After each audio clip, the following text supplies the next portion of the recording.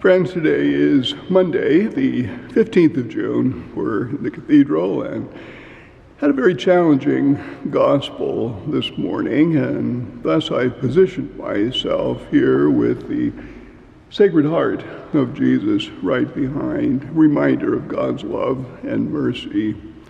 Despite the challenges of the gospel, the Lord is always there to welcome us, to forgive us, to show mercy upon us when we find life in the kingdom, under the rule of the kingdom, difficult to live. We're reading from Matthew's Sermon on the Mount, and a section of the sermon in which 6 examples are given of life in the kingdom. And the 6 examples have an escalating difficulty to them. And today we hit number 5.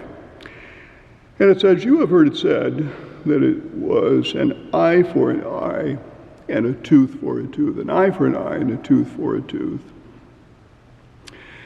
An eye for an eye and a tooth for a tooth were permitted in Jewish law, and that is retaliation.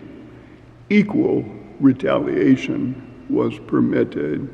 Somebody did you harm, you could do them harm, but not anything worse than what they did to you. If they take out your eye, you could take out their eye. And the idea was to sort of de-escalate everything so it didn't turn into something worse. In other words, 2 families, for example, have taken care of it. One family over here, one over here. And once that retribution, equal retribution is done, they're finished. But Jesus says to them, "But I say to you, offer no resistance to one who is evil. If someone has hurt you, do not retribute, do not give in kind, do not return in kind the hurt, the evil that you have received, but to move on, to move on."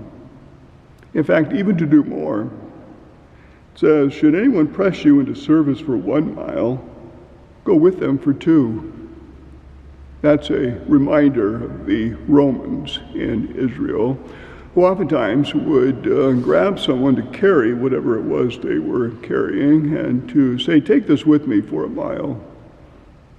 And Jesus says, go beyond that, do something more.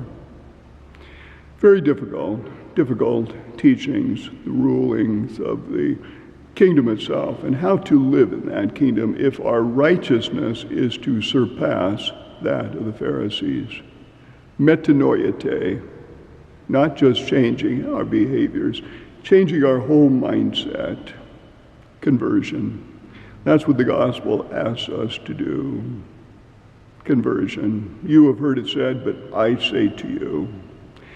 Tomorrow we'll come to the final example and the most challenging of all. Have a good day. We'll see you tomorrow.